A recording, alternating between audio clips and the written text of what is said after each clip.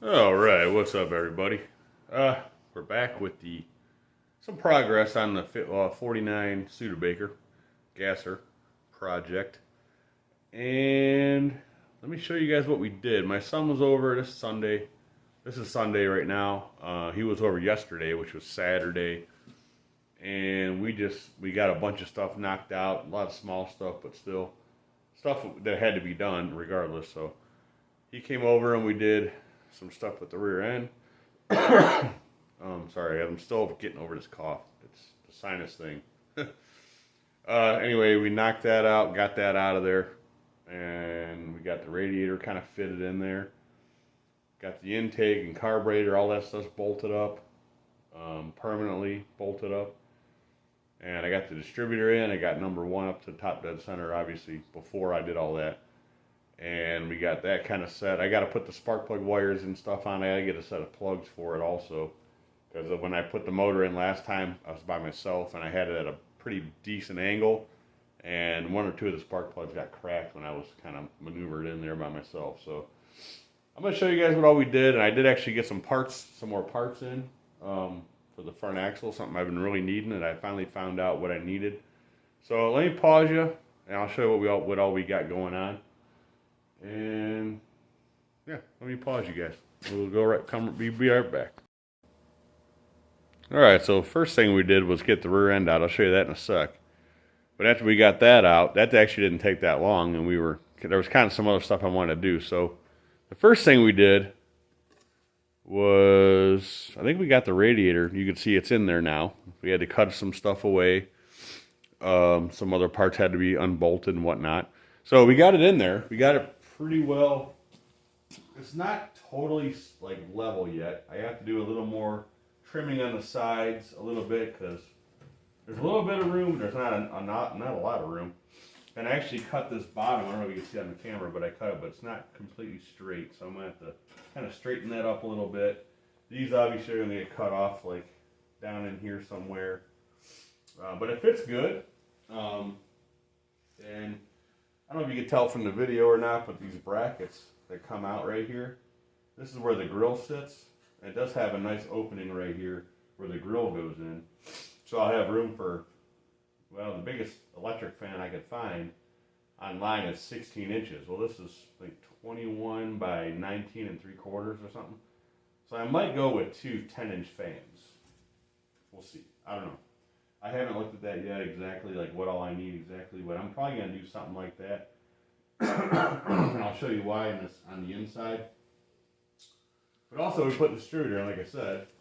We got this big honking coil right here, which came with the distributor. If you guys remember, I did a video. It came with this super long coil wire. So what I'm thinking is put this coil right in here somewhere. I want it kind of away from the heat from the headers. So I'm thinking if I put it like this,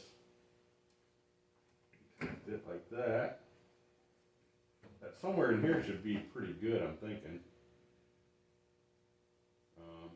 And then all the wires, of course, will be on it too. But yeah, I think that's probably where I'm going to mount that, right in there somewhere, I'm thinking. And we'll just screw it. It's got mounting tabs on it already, so that'll be no big deal. We'll screw it on there. The heat for this shouldn't matter much. It has this aluminum like housing it bolts into, so that shouldn't be a big deal for heat anyway. I can try to get it over kind of as far as I can, just so it's not in the way of anything else. So, but yeah, so that's cool. That should work good. Let me show you guys the setup I did on the carburetor and intake. I'm not completely done because I didn't get enough stainless bolts. I used stainless bolts on it just so it would look nice. So that's all permanently mounted in there. I got a spacer. Sorry about that, guys. We got a 2-inch spacer because I'll show you why in the back, but I needed it up high to clear the one vacuum port on the intake there. And this is just a junky air cleaner that I already had. Actually, my son gave it to me a while back. It was on one of his cars. So I did actually order a new air cleaner for it. It'll be here in a few days, hopefully by the end of the week or so. But yeah, the install went pretty smooth. I mean, there's not a lot to putting these in. So yeah, I mean, it looks good on there for sure. My goal, is to have what I can tell you. I'll just tell you what the air cleaner that I got. It's I got just a velocity stack. I think it's supposed to be about 8 inches tall. But I also bought a spacer, a 2-inch spacer for this to bring the air cleaner up higher because I want it to stick out of the hood a little bit. I'm going to cut a hole in the hood, I think.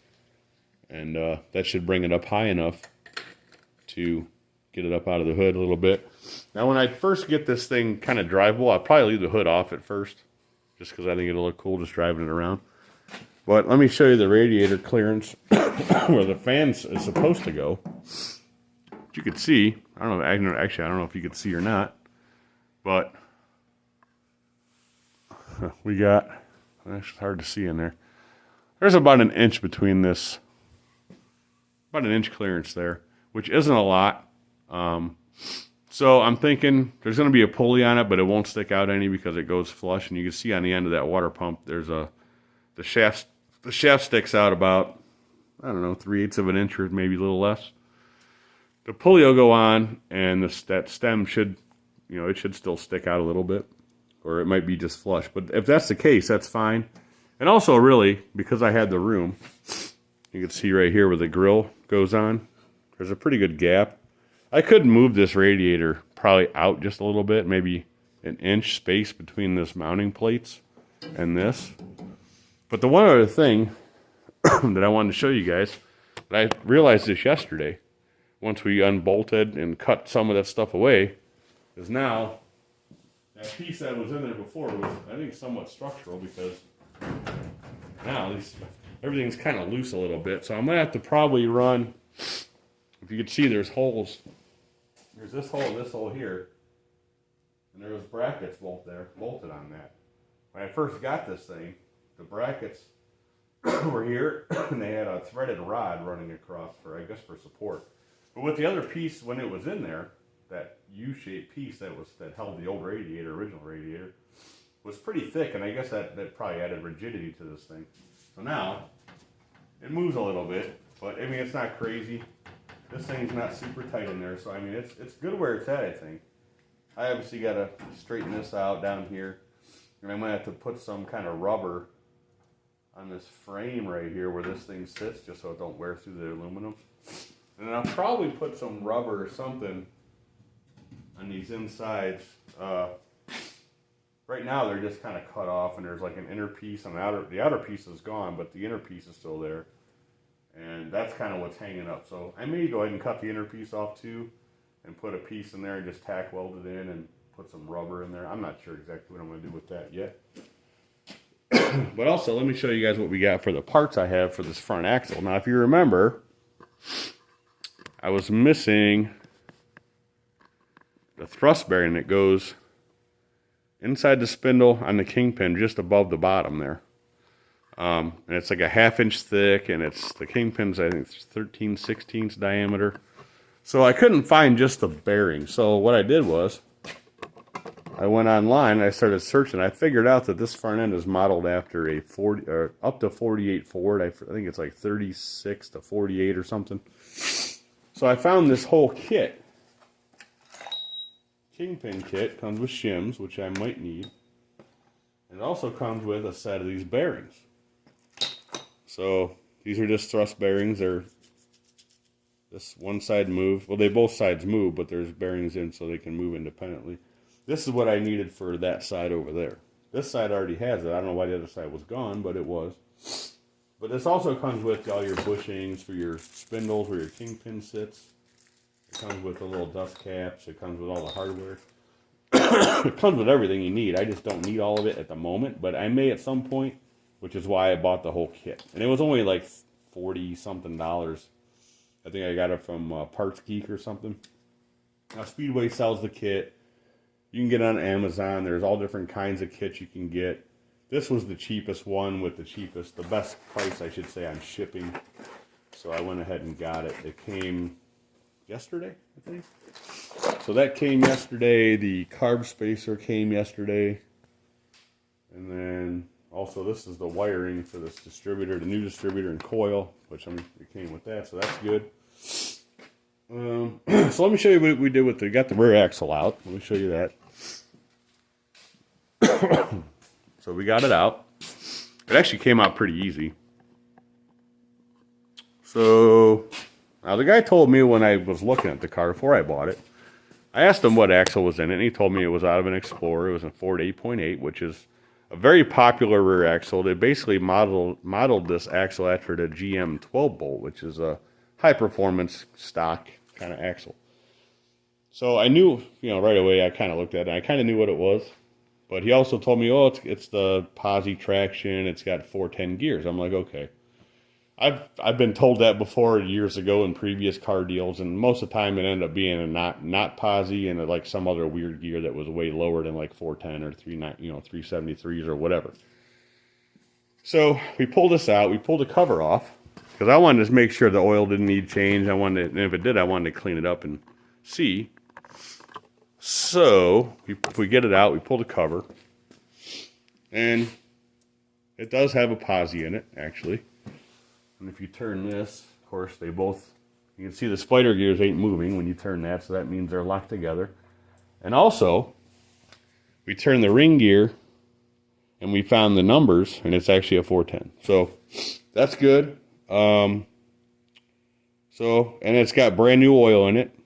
No water in it at all, from what I can see. This is the cover that came off. You can see, it's clean. There's nothing in there. It's all fresh oil, looks like. So I want to go ahead and button that up, and I'm going to take it and I'm going to clean this axle up real nice because this does have rust on it. I'm going to clean it all up real good. After I put the cover back on, I'm going to let it sit overnight, and silicone to dry and everything. I may add some oil to it.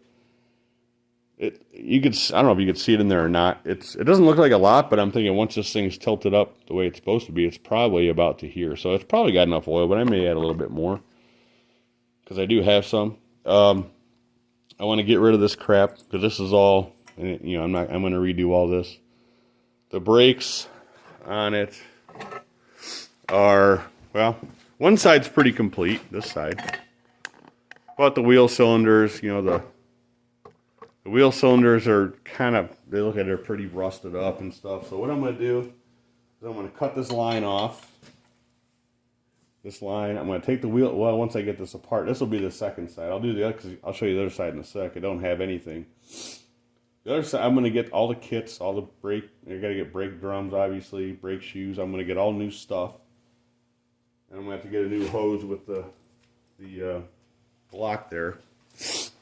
So that side's pretty complete, but it looks pretty rusty. So let's go look at the other side. I'll show you that. This side doesn't have anything on it. It does have a wheel cylinder, but that's about it. So what I'm going to do is I'm going to get new wheel cylinders for both sides.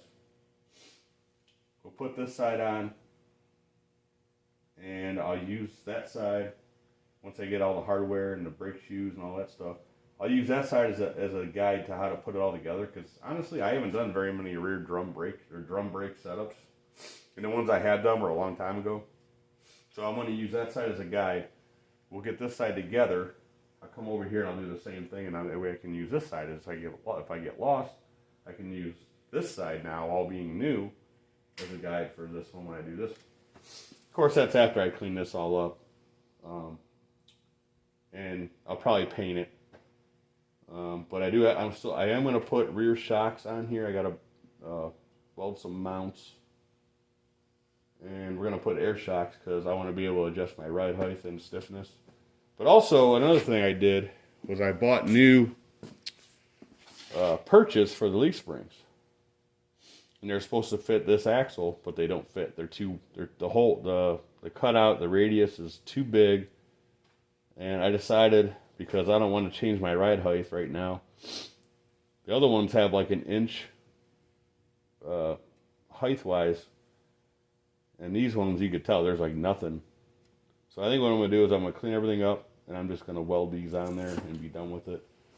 The only reason I say that, but I don't want to mess with my ride height right now, is because right now with this thing sitting on the ground with the weight on it, the tires and the wheel opening only have maybe an inch of clearance, and that's without pushing on it. That's just the way it's sitting. So if I add an inch there, this sits on top of the leaf springs. So that would be, anything you add from here up would be going upwards. So my thought is, if I add an inch here, that's going to add it probably about an inch in there, and that's not going to leave any room for any travel at all. And I really don't want to radius these anymore. They're already fairly large, and I like the way it looks already, so I'm not going to mess with it. I'm just going to weld these on. I'm going to clean everything up first. Weld these on all the way. This one needs straightened out a little bit. There was only a few tacks on it, so we're just going to do that, put it back in, and it should be good. Like I said, I will weld brackets for shocks on here. I'm not sure if I'm going to go staggered front and, you know, one in the back and one toward the front on this, or if I should just do them both in the rear. I don't know yet. I'll have to wait till I get it back in and see like what's available on the frame rails, because I'm going to have to make brackets that come off the frame rails and everything for that too. So we'll worry about that once we get it back in. But I want to grind off, like you can see here, there was some stuff welded on. I don't know what it was. Might have been shock mount. There's some stuff over here. Somebody tried to clean this up at some point. But I'm just going to clean everything up, paint it. I was also reading online, a lot of guys, when they use these axles in a lot of off-road, like Jeeps and stuff, and they'll take and they'll clean this up real good. These axle tubes where they go in this housing, and they weld with like a high nickel, like a cast iron rod. They'll weld these too, because these, I guess, can spin if you put too much like torque and stuff on it, which I'm not worried about that with this motor, but you never know. So I'll probably do that too while it's out, just to have it, so it's done. Everything else looks really good. This thing is super clean inside. It's got a real nice, healthy looking set of pretty much everything. Yeah, I'm just wanting to say everything looks great in there. So I'm not going to mess with it too much, because I don't want to like create more work. Kind of looks weird with no axle in there though. The leaf springs are pretty weird. They got like this sheet metal bent around them. It's kind of strange. And they got a pretty good amount of undercoating on them as well. So that's about it. Trying to think. I think there was something else I wanted to say. Oh, so yeah, once we get the rear axle back in, I want to focus on getting all the brake stuff done, front and rear. Get the front axle all back together. Get this thing all back on the ground where it was when I first got it, with all the tires on it and everything. And then we can start focusing on the trunk, get the trunk all done.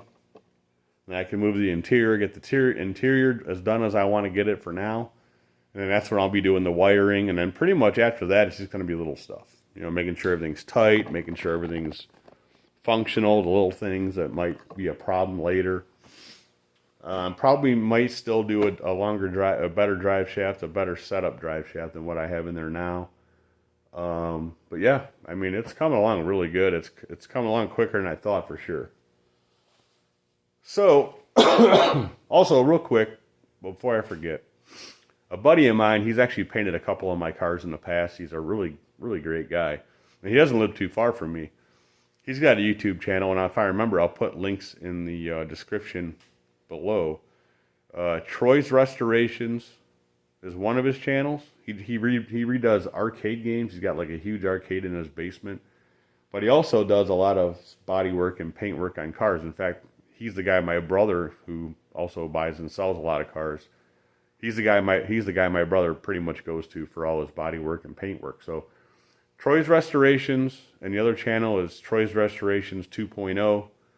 Like I said, I'll put links in the description if I remember. You guys check him out. He's a great guy. Actually, we were just chatting about a week ago about, I guess he didn't know I even had a channel, and I haven't talked to him that much in about a couple of years. So check him out if you want. Definitely hit the thumbs up if you would, and subscribe for sure. There's going to be some cool stuff coming up. Possibly in the next month or so, there's going to be maybe another car. We'll see what happens, but yeah, maybe. So anyways, guys, thanks for watching. We'll catch you on the next one. Have a good one. Thanks for watching, guys.